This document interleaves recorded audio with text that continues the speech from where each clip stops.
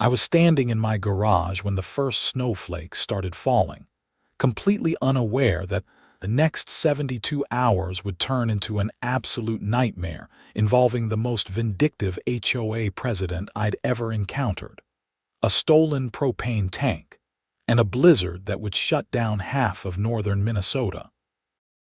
My name is Nathan Shepard, and I'd lived in the Pinewood Estates subdivision in Duluth for about 3 years. The neighborhood was one of those cookie-cutter developments where every house looked vaguely similar, with strict rules about everything from mailbox colors to lawn height. I worked as a software developer from home, which meant I spent a lot of time in my house, and had gotten pretty familiar with the various quirks of suburban living. The HOA had always been a minor annoyance, sending occasional letters about my trash cans being visible from the street or my grass being a quarter-inch too tall, but nothing too serious. That all changed when Patricia Whitmore became the HOA president 6 months ago. Patricia was the textbook definition of a Karen. She was 47 years old, drove a white Lexus SUV, and had that specific haircut that seemed to be regulation issue for her type. You know the one. Short, severely angled bob that screamed, "I want to speak to your manager," from 100 yards away. She wore oversized sunglasses even on cloudy days and had a voice that could cut through steel when she was complaining about something, which was often. The propane tank in question was a large, industrial-grade unit that I'd purchased the previous winter. See, I had a backup generator for my house because power outages were common in Minnesota winters, and I also had a propane fireplace that I relied on when the electricity went out. The tank sat on a concrete pad on the side of my house, properly installed with all the necessary permits. I'd gone through all the legal channels, gotten approval from the city, and even had it inspected twice to make sure everything was up to code. Patricia had been complaining about that tank since day one. She claimed it was an eyesore, that it violated some obscure HOA covenant about exterior installations, and that it decreased property values for the entire neighborhood. Never mind that it was painted to match my house's siding, was partially screened by landscaping, and was barely visible from the street. She'd sent me 7 letters in 6 months, each one more aggressive than the last, demanding I remove it.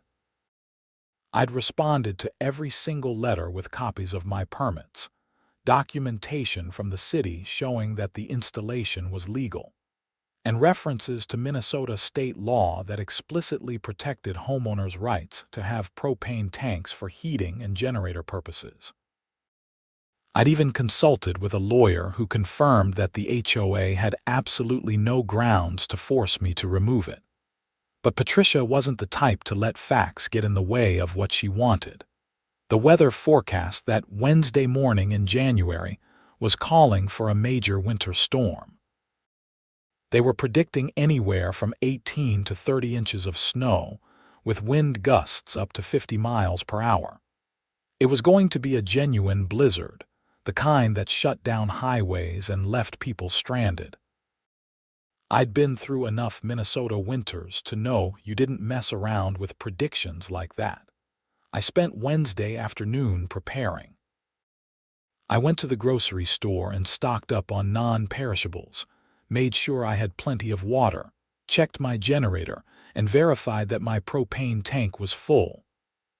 I had about 250 gallons in there, which was more than enough to keep me comfortable for a week or more if the power went out. I also did something that would end up being crucial later. I installed a heavy-duty chain and padlock system on the propane tank. Now, you might wonder why anyone would chain up a propane tank. The answer was simple.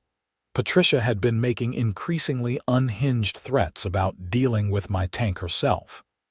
2 weeks earlier, she'd stopped by my house unannounced and told me that if I didn't remove the tank voluntarily, she'd find a way to make it disappear. I'd laughed it off at the time, thinking she was just blowing smoke, but something in her eyes had made me uneasy. So I'd gone to the hardware store, bought a heavy chain rated for marine use, and secured the tank to the concrete pad with industrial bolts.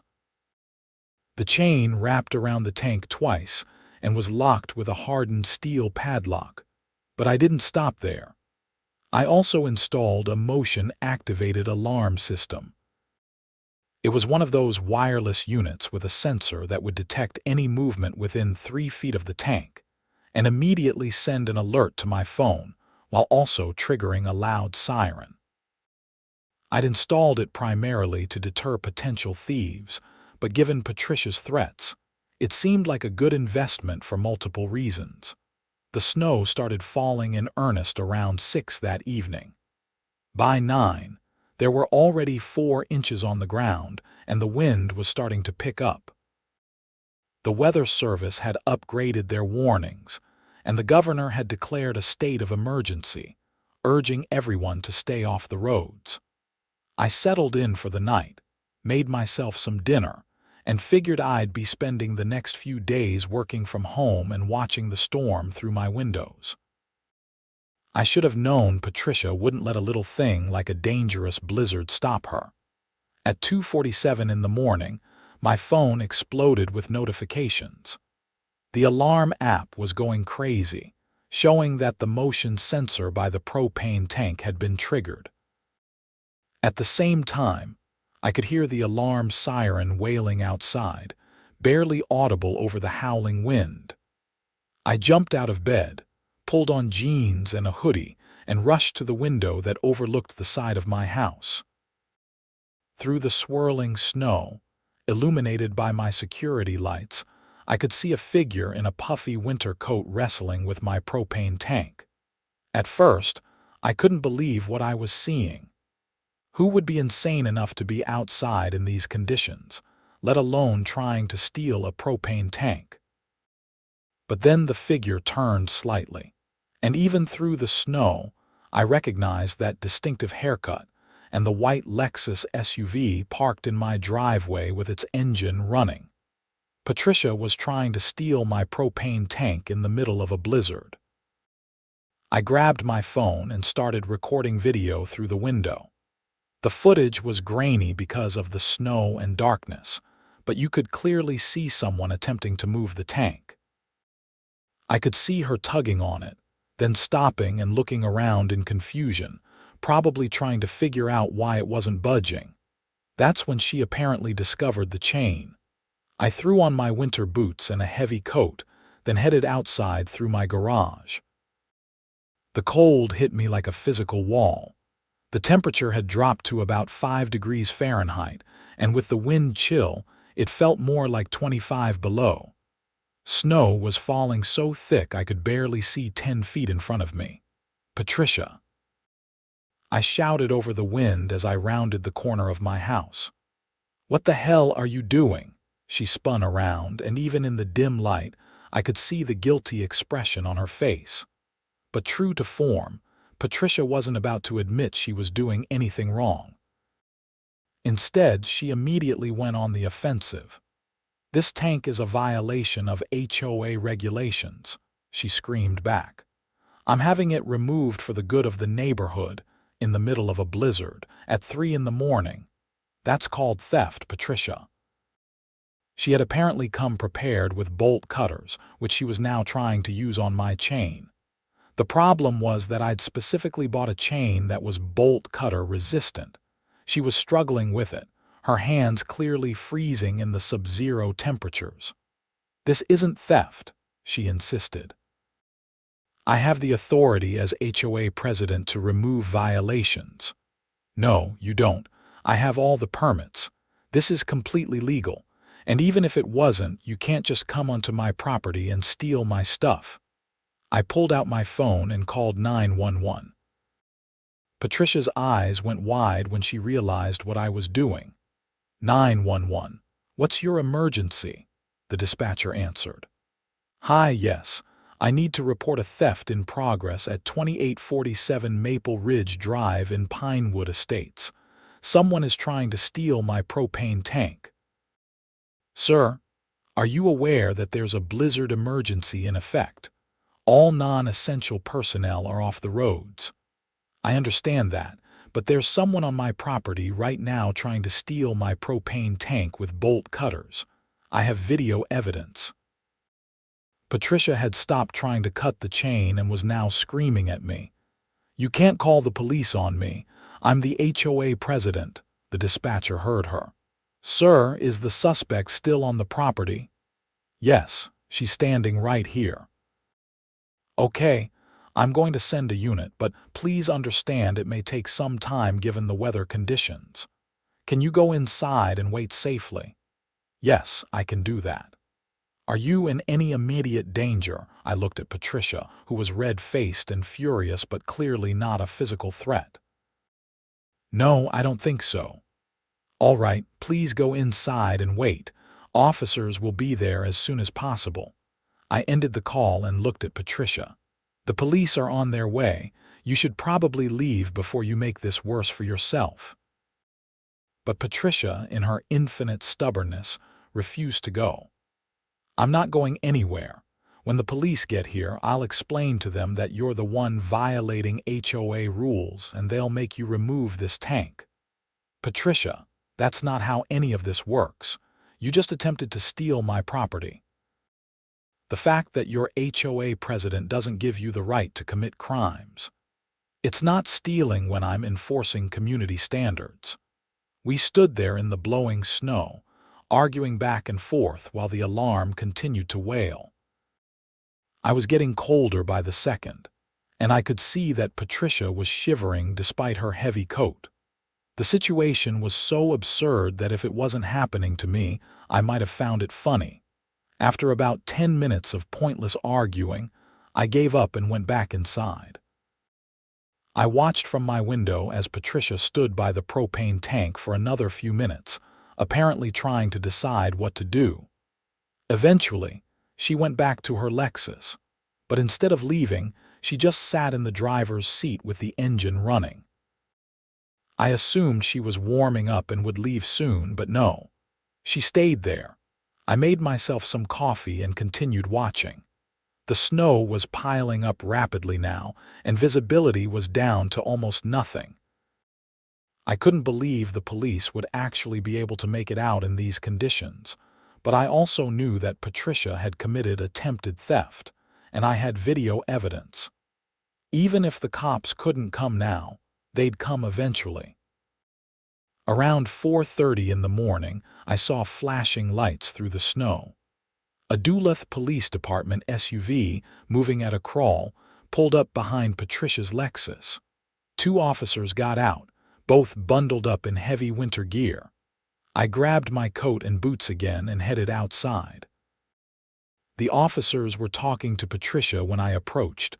One of them, a tall man with a thick mustache, turned to me. Are you Nathan Shepard, the homeowner? Yes, that's me. I'm Officer Mike Reynolds and this is Officer Jennifer Kim. We got a call about an attempted theft. That's right. This woman, Patricia Whitmore, came onto my property at about 2:45 this morning and tried to steal my propane tank. I have video evidence, and she also triggered my security alarm. Officer Kim looked at the propane tank, then at Patricia. Madam, is this true? Were you attempting to remove this propane tank? Patricia launched into a tirade. This tank is a violation of our HOA covenants. As president of the Pinewood Estates Homeowners Association, I have the authority to remove violations. He's been ignoring our letters for months. Officer Reynolds held up his hand. Madam, I need you to answer the question. Were you attempting to remove or move this propane tank? I was attempting to have it removed, yes, but it's not theft when, Madam, did you have the homeowner's permission to be on his property or to touch his propane tank? Patricia's face flushed. I don't need his permission. The HOA covenants give me the authority. I'm going to stop you right there, Officer Kim interrupted. HOA covenants don't override property law. You can't come onto someone's property without permission and take their belongings, regardless of whether you think you have HOA authority to do so. Officer Reynolds looked at me. Do you have the video you mentioned? Yes, right here on my phone. I pulled up the security app and showed him the footage. Even though it was grainy, you could clearly see Patricia approaching the tank, trying to move it, discovering the chain, and then attempting to cut it with bolt cutters. The officers looked at each other, then back at Patricia. Officer Kim spoke first. Madam, I'm sorry, but based on this evidence and your own admission, we need to place you under arrest for attempted theft and criminal trespassing. Patricia's jaw dropped. You can't arrest me. I'm the HOA president. I was acting in my official capacity. Being HOA president doesn't give you the legal right to commit crimes, Officer Reynolds said. He was pulling out handcuffs. Please turn around and place your hands behind your back. This is ridiculous. I want to speak to your supervisor. You'll have the opportunity to make a phone call from the station, madam. Please turn around. Patricia looked at me with pure hatred in her eyes. This isn't over, Nathan. When I get out, I'll make sure you regret this. Madam, I'd strongly advise you not to make threats, Officer Kim said. You're already in enough trouble. They handcuffed Patricia and began walking her toward their SUV. The whole scene was surreal, watching a HOA president being arrested in the middle of a blizzard for trying to steal a propane tank. Patricia was still screaming and protesting as they helped her into the back of the police vehicle. Officer Reynolds came back to talk to me. We'll need you to come down to the station to give a formal statement once the roads are clear. We'll also need a copy of that video. Of course. Whatever you need. Do you want to press charges? Absolutely, he nodded. We'll be in touch. In the meantime, you might want to document any damage she did to your property. Those bolt cutters might have left some marks on the chain. After the police left with Patricia, I went back inside, completely exhausted but also wired with adrenaline. I couldn't believe what had just happened. I tried to go back to sleep but couldn't, so I ended up working on my laptop while the blizzard raged outside. The storm continued all through Thursday and into Friday morning. By the time it finally passed, we'd gotten 26 inches of snow, and the entire city was basically shut down. The snow plows were working around the clock, but it would be days before all the residential streets were cleared. Friday afternoon, I got a call from Officer Reynolds. Mr. Shepard, we'd like you to come down to the station on Monday to give your formal statement. Patricia Whitmore has been charged with attempted theft, criminal trespassing, and after reviewing everything, we've also added a charge for vandalism based on the damage to your chain. Vandalism. The chain is fine. There are significant gouge marks from the bolt cutters. That constitutes damage to your property. She's also been charged with violating the emergency travel ban, since she was out driving during a declared state of emergency without valid reason. Wow, okay, I'll be there Monday. Also, you should know that she's already been released on bail, but she's been issued a no-contact order. She's not allowed to approach you or your property. If she violates that, call us immediately. Over the weekend, I got a call from my neighbor, Bob Martinez, who lived 2 houses down. Nathan, did you hear what happened with Patricia? You mean her getting arrested? Yeah, I was there. She tried to steal my propane tank. No way, I heard she got arrested, but I didn't know the details. That's insane. Tell me about it. Well, you should also know that she's been sending emails to the entire HOA distribution list, claiming you had her falsely arrested and that you're trying to destroy the neighborhood. She's calling for an emergency meeting to discuss your behavior. I laughed. She's got to be kidding. She's the one who committed a crime. I don't think Patricia sees it that way. She's convinced she was in the right. Anyway, I just wanted to give you a heads up. I think a lot of people in the neighborhood are on your side, though. Patricia's been abusing her power for months, and people are getting sick of it. Monday morning, I drove to the police station and gave my formal statement. I provided copies of all the video footage, photographs of the chain with the gouge marks from the bolt cutters, and a written timeline of events. I also brought copies of all the threatening letters Patricia had sent me about the propane tank, including the one where she'd said she would make it disappear. The detective handling the case, a woman named Sarah Brennan, reviewed everything carefully. "This is pretty cut and dried," she said.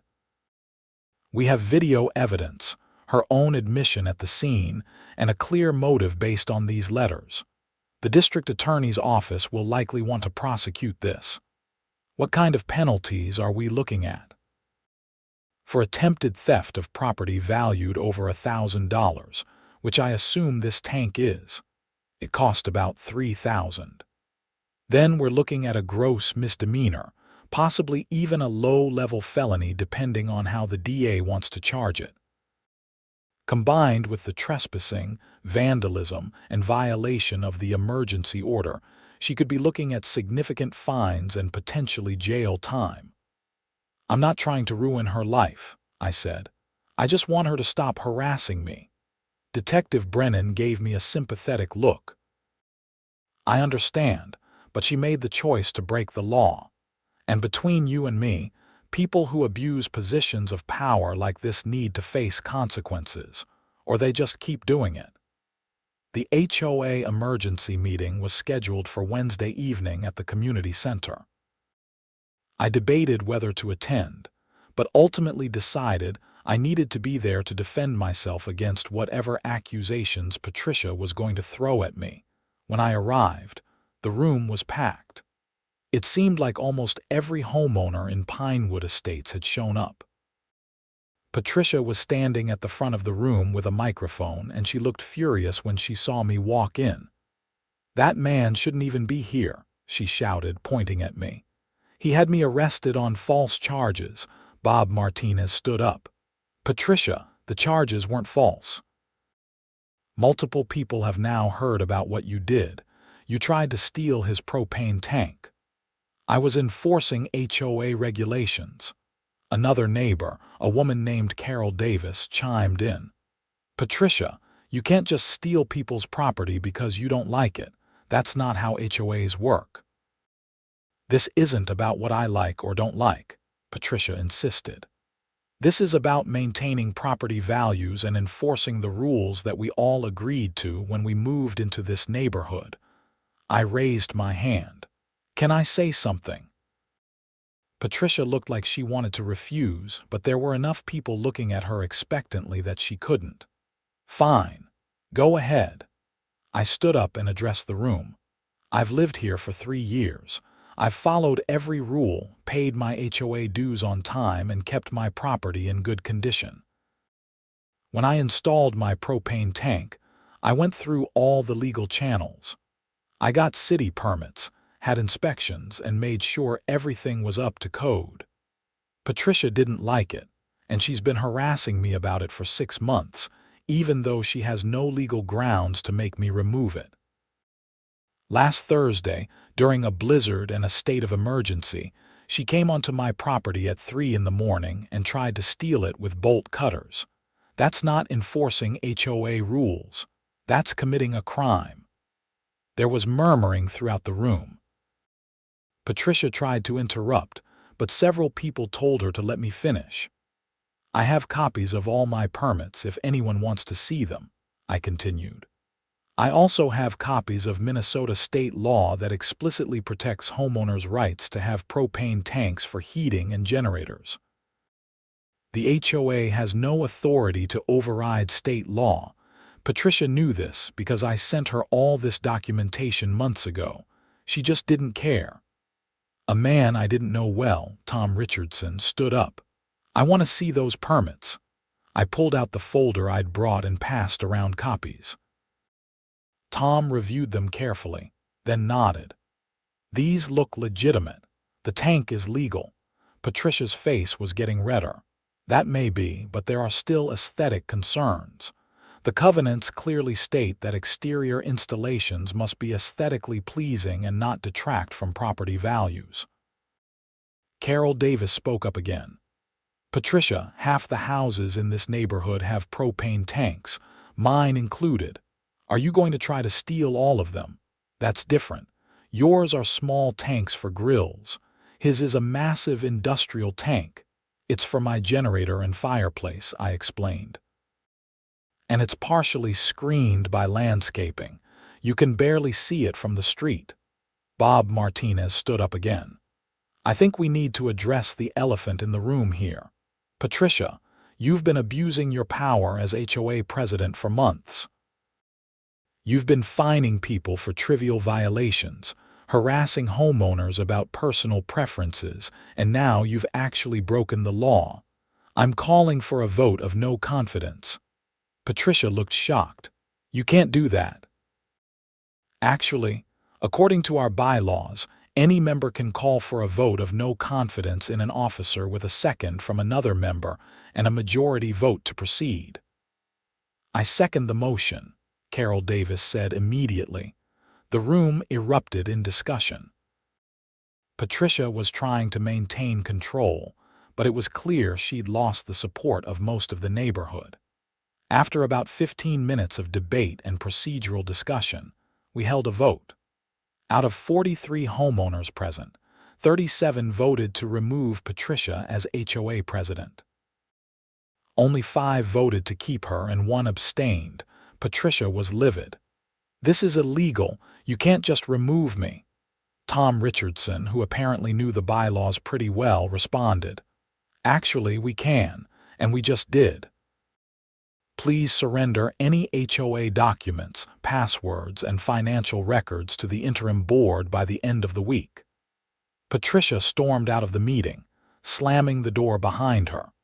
The rest of the meeting was spent discussing next steps for the HOA, including electing an interim president. Bob Martinez was nominated and accepted, and several other homeowners volunteered to form a temporary board until proper elections could be held. After the meeting, several neighbors came up to thank me for standing up to Patricia. Apparently, I wasn't the only one she'd been harassing. Carol Davis told me Patricia had been threatening to fine her over the color of her front door. Tom Richardson said she tried to force him to remove a decorative garden gnome that his daughter had given him. Another woman, Lisa Chang, said Patricia had been sending her letters about her ethnic garden plants, whatever that meant. She was out of control, Bob told me after most people had left. We should have done something about her months ago, but nobody wanted to rock the boat. I'm glad you stood your ground.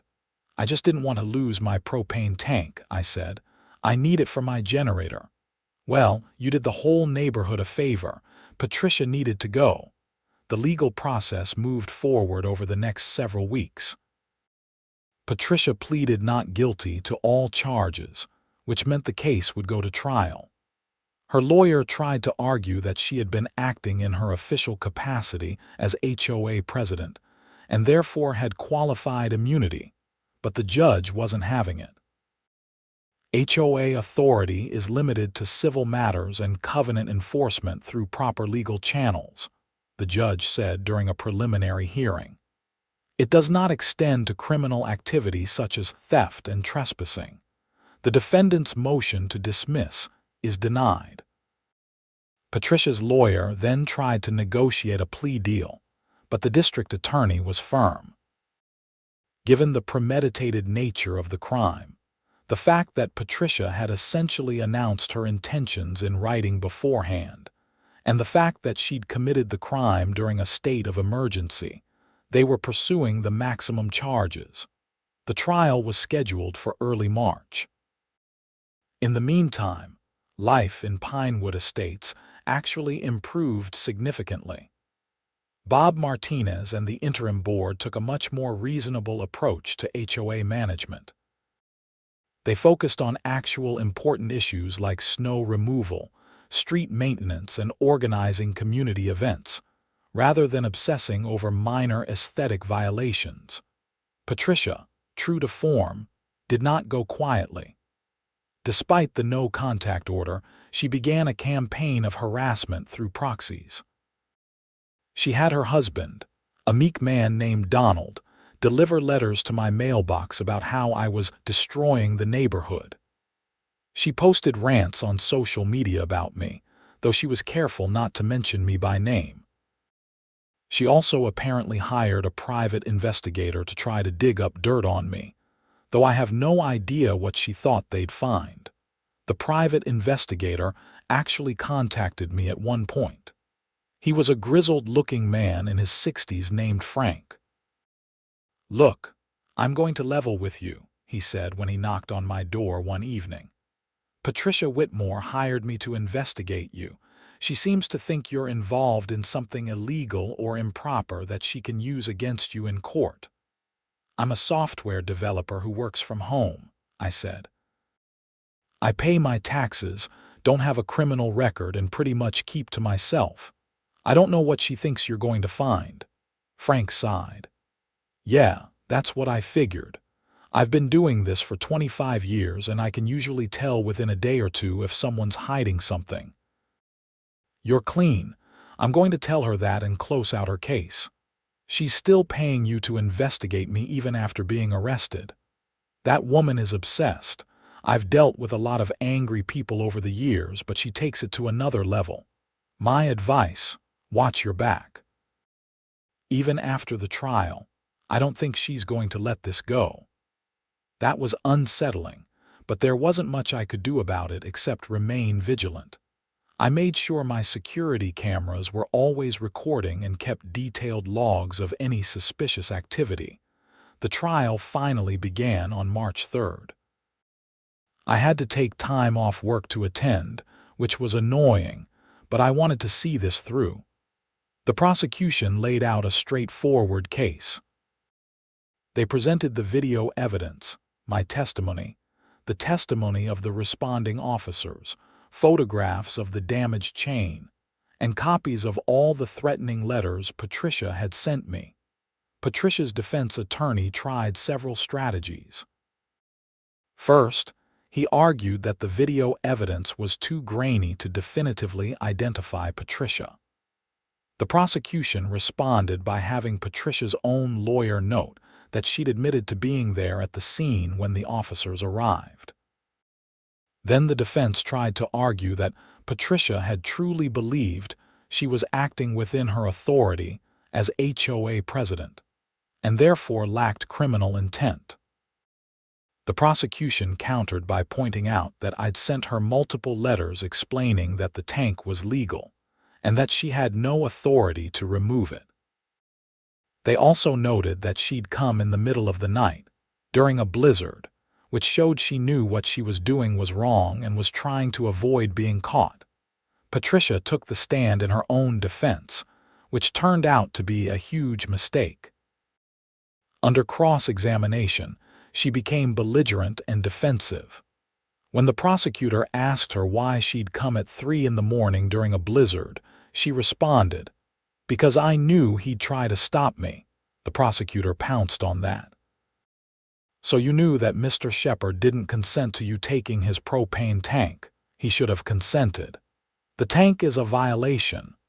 But he didn't consent, correct? He was being unreasonable. Madam, please answer the question. Did Mr. Shepard consent to you taking his property?" Patricia's face was red. "No, but thank you. No further questions." The defense tried to rehabilitate her testimony on redirect, but the damage was done. Patricia had essentially admitted that she knew she didn't have permission and took the tank anyway. The prosecution's closing argument was simple and effective. "Ladies and gentlemen of the jury, this case is straightforward. The defendant, Patricia Whitmore, repeatedly harassed Mr. Shepard about a legally installed propane tank. When he refused to remove it, despite having every right to keep it on his property, she decided to take matters into her own hands. She came to his house in the middle of the night, during a dangerous blizzard, and attempted to steal his property. This wasn't a misunderstanding. This wasn't an HOA president acting in good faith. This was theft, plain and simple. The defendant's position as HOA president doesn't give her the right to break the law. We ask that you find her guilty on all counts. The defense's closing argument tried to paint Patricia as a dedicated community servant who'd made a mistake in judgment, but it rang hollow after her testimony. The jury deliberated for less than 3 hours before returning with a verdict, guilty on all counts. Patricia looked stunned. Her husband, who'd been sitting in the gallery, put his head in his hands. The judge scheduled sentencing for 2 weeks later. At the sentencing hearing, the prosecution recommended significant fines and community service, along with probation. They stopped short of recommending jail time, noting that Patricia had no prior criminal record. However, they did ask for restitution for the damage to my property and the cost of my legal fees. The judge was not sympathetic to Patricia. Miss Whitmore, you held a position of trust in your community.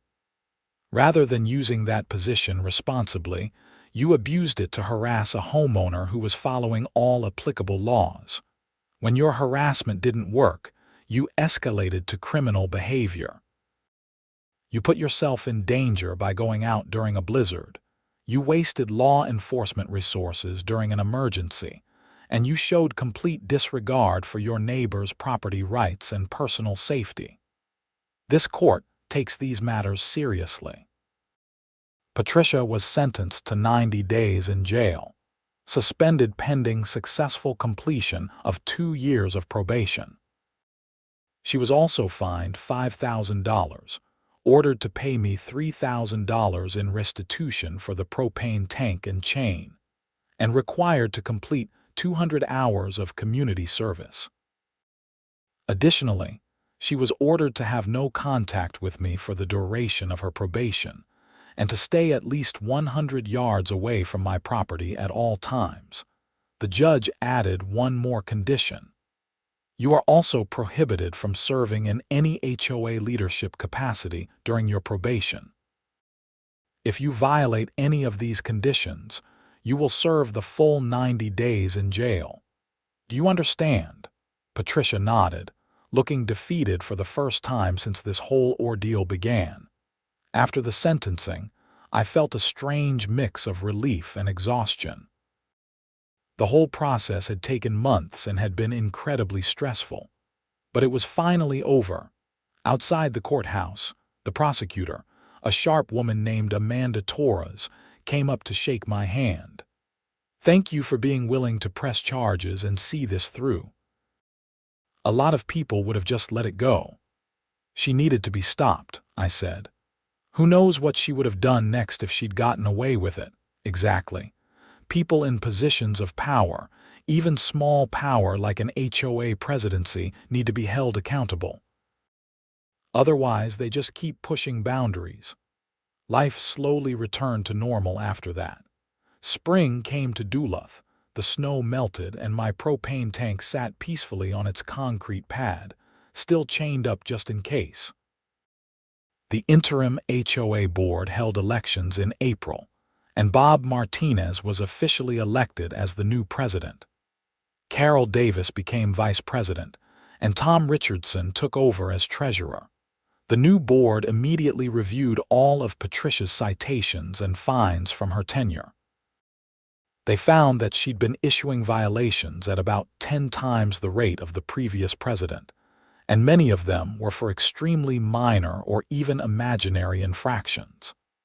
They ended up rescinding about 80% of the fines she'd issued and refunding money to homeowners who'd already paid. They also discovered that Patricia had been misappropriating HOA funds. She'd been using the HOA credit card for personal expenses, disguising them as community supplies or administrative costs. We're talking about thousands of dollars over the course of her 6-month presidency. The board filed a complaint with the police, and Patricia ended up facing additional charges for embezzlement and fraud. Those charges were still working their way through the system as of early summer. I heard through the neighborhood grapevine that Patricia and her husband were planning to move out of Pinewood Estates. Apparently, the combination of the legal troubles, the social stigma, and the financial penalties had become too much. Their house went on the market in May. As for me, I just went back to my normal life.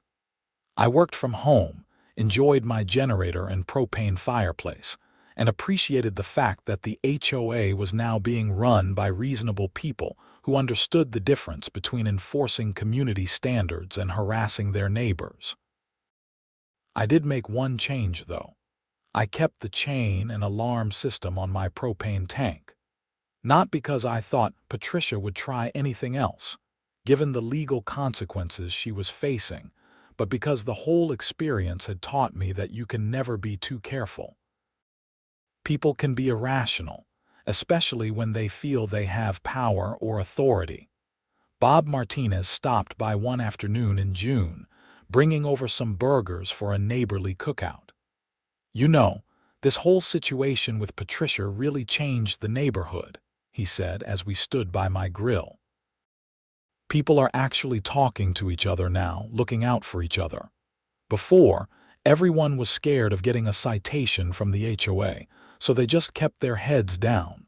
Now we have block parties and community cleanup days. It's actually nice." "That's good to hear," I said. "I never wanted to be the center of drama. I just wanted to keep my propane tank." Bob laughed. "Well, you did more than that. You stood up to a bully, and sometimes that's what it takes to make things better for everyone." We talked about other things after that, neighborhood gossip and upcoming community events. It felt good to just be a normal neighbor again, not someone embroiled in an HOA dispute and legal battle. Patricia and her husband moved out in July.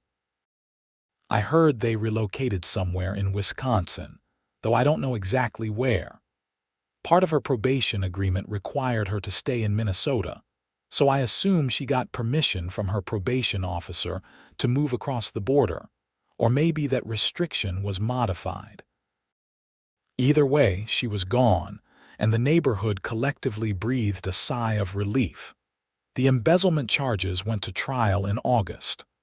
I didn't attend that one, as I wasn't directly involved, but Bob filled me in on the details. Apparently, Patricia had stolen almost $15,000 from the HOA over her 6 months as president. She'd been buying clothes, jewelry, and restaurant meals on the HOA credit card, then categorizing them as business expenses. The evidence was overwhelming, and she ended up taking a plea deal rather than going through another trial. The plea deal added another year to her probation and required her to pay back the full $15,000 to the HOA, plus additional fines. I heard she was also facing civil lawsuits from several homeowners she'd wrongly fined or harassed during her tenure. Between the criminal penalties, the restitution, the legal fees, and the civil lawsuits, Patricia's little reign of terror as HOA president was going to cost her somewhere in the neighborhood of $50,000. As summer turned to fall, life in Pinewood Estates had truly transformed. The new HOA board was doing a great job, focusing on actual community needs rather than petty enforcement of aesthetic rules. They organized a neighborhood Halloween party, a Thanksgiving food drive, and started planning a community Christmas lights contest for December. I participated in the Halloween party, even though I'd historically been more of an introvert who kept to himself. It felt good to be part of a real community, rather than just a collection of houses governed by an authoritarian HOA president. Kids in costumes ran around the community center, parents chatted and laughed, and there was a genuine sense of neighborhood spirit. Carol Davis came up to me during the party. "Nathan, I just wanted to say thank you again for what you did." I know it probably seems like ancient history now, but standing up to Patricia changed all of our lives for the better. I appreciate that, I said. Though honestly, I was just defending my property. I didn't set out to be some kind of neighborhood hero. She smiled. Sometimes heroes are just regular people who refuse to back down when someone's wrong. That's what you did. As winter approached again and the temperatures started dropping, I found myself checking my propane tank more regularly. The chain was still secure, the alarm system still functional, though I'd modified it to be less sensitive after a few false alarms from neighborhood cats. The tank was full and ready for another Minnesota winter, and I felt confident that this time around, I wouldn't have to worry about anyone trying to steal it in the middle of a blizzard. In December, I got an unexpected letter in the mail. It was from Patricia's lawyer, informing me that she'd completed the first 6 months of her probation successfully and was requesting a modification to her no-contact order. Specifically, she wanted to be able to send me a letter of apology as part of her court-ordered therapy and restorative justice program. I called the number provided and spoke with her probation officer.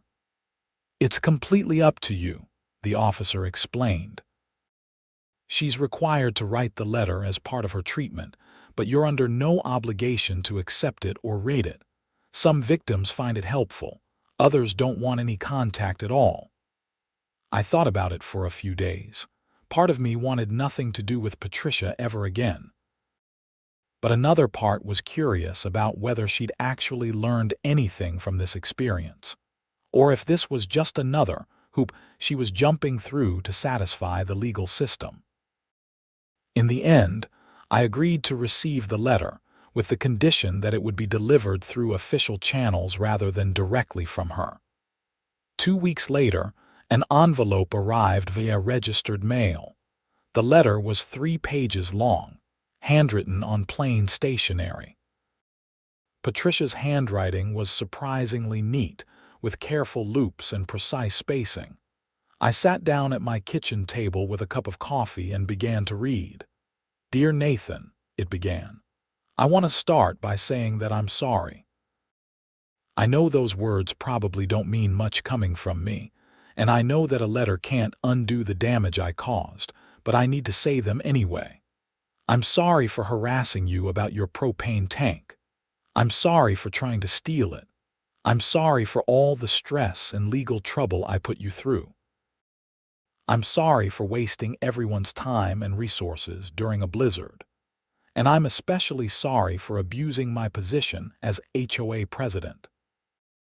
The letter continued for several paragraphs, with Patricia explaining that she'd been going through some personal issues at the time, including anxiety about property values, because she and her husband were planning to sell their house eventually, and concerns about her aging parents who lived in another state. None of it was an excuse, she acknowledged, but it was context for why she'd become so fixated on minor issues she couldn't control. "The therapy I've been court-ordered to attend has helped me realize that I was using my HOA position as a way to feel powerful in a life where I felt increasingly powerless," she wrote. "I couldn't control my parents' health declining or my own anxieties about money and the future, so I tried to control every little detail in the neighborhood instead. I convinced myself that I was helping the community, when really I was just taking out my frustrations on innocent people like you." She went on to acknowledge the damage she'd done to the entire neighborhood, not just to me. She mentioned several other homeowners by name, including Carol Davis and Tom Richardson, and expressed remorse for harassing them as well. "I don't expect you to forgive me," the letter concluded. "I probably wouldn't forgive me if I were in your position. But I wanted you to know that I understand what I did was wrong, not just legally but morally. You had every right to have that propane tank on your property. You had every right to defend your property and to press charges when I broke the law. I hope that someday I can be the kind of person who handles disagreements with grace and respects other people's rights, even when I don't agree with their choices. I'm working on becoming that person, but I know it's going to take time. Thank you for reading this, and I hope you're doing well. Sincerely, Patricia Whitmore. I set the letter down and stared out my window for a while. It was snowing lightly, and the neighborhood looked peaceful under a fresh dusting of white. Did I believe Patricia's apology was genuine? I wasn't entirely sure. People could write whatever they thought others wanted to hear, especially when it was court-ordered. But there was something about the letter, the specific details and the acknowledgement of not just what she'd done but why she'd done it, that felt more real than I'd expected. I decided to write a brief response, which I sent through the same official channels. Patricia, I received your letter and appreciate you taking the time to explain your perspective. What you did was wrong, and it did cause me a lot of stress and trouble. But I also recognize that people make mistakes, and I hope you're genuinely working on making better choices. I don't think we'll ever be friends, but I can accept your apology for what it is. I hope things work out better for you in Wisconsin. Nathan. And that, as far as I was concerned, was the end of it. I'd said my piece, she'd said hers, and we could both move on with our lives. The holidays came and went, with neighborhood parties and decorations, and a general sense of community that would have been impossible under Patricia's reign. The Christmas lights contest was a huge success, with dozens of houses participating and a panel of judges from outside the neighborhood voting on the winners. A family down the street with an elaborate synchronized display won first place and got a trophy and a gift certificate to a local restaurant. As January rolled around again, marking exactly 1 year since the blizzard incident, I found myself reflecting on how much had changed. My propane tank was still there, still chained up, still functional. But the neighborhood around it had transformed from a place of petty enforcement and fear into an actual community where people looked out for each other. Bob Martinez organized a 1-year anniversary party, which seemed a little silly until I showed up and realized. It was actually a celebration of the new HOA leadership and the positive changes in the neighborhood. There was a cake with "Happy Anniversary, Pinewood Estates" written on it, and people gave short speeches about how much better things had gotten. When Bob asked me to say a few words, I kept it brief. A year ago, I just wanted to keep my propane tank so I could heat my house during power outages. I never imagined it would turn into this whole thing, but I'm glad it did, because now we have a neighborhood worth living in. Thanks to all of you for making Pinewood Estates a real community. People clapped and we ate cake, and I chatted with neighbors about normal things like the Vikings' chances next season and whether the city was going to finally fix that pothole on Oak Street. It was wonderfully, beautifully normal. As I walked home that evening, the chain on my propane tank glinting in the porch light, I thought about everything that had happened. A vindictive HOA president had tried to steal my property in the middle of a blizzard, not knowing it was chained and alarmed. She'd been arrested, prosecuted, and convicted. She'd lost her position, her reputation, and a lot of money. The neighborhood had rallied together, removed a corrupt board, and built something better, and my propane tank. It was right where it had always been, keeping me warm and safe through another Minnesota winter. Sometimes standing your ground and refusing to back down really does make a difference, not just for yourself, but for everyone around you who might be too afraid to speak up. I went inside, made myself some hot chocolate, and settled in for the evening. Outside, snow was starting to fall again, but this time I wasn't worried. I had heat, I had power backup, and I had a neighborhood that had my back. Patricia was gone, the legal battles were over, and life was good. The propane tank incident had taught me a lot about community, about standing up for what's right, and about the importance of holding people in power accountable for their actions. It had been a stressful, exhausting experience, but ultimately a worthwhile one. As I sat by my propane fireplace, watching the flames dance and feeling the warmth spread through my living room, I couldn't help but smile. Patricia Whitmore had tried to take this away from me, but she'd failed. And in failing, she'd accidentally helped create a better neighborhood for everyone. That propane tank, chained and alarmed and completely legal, had become a symbol of something bigger than just a heating source. It represented the right to stand up to bullies, the importance of following the law even when you disagree with someone, and the power of community to overcome petty tyranny. And as another Minnesota winter settled in around Pinewood Estates, I was grateful for all of it. Even the parts that had been difficult.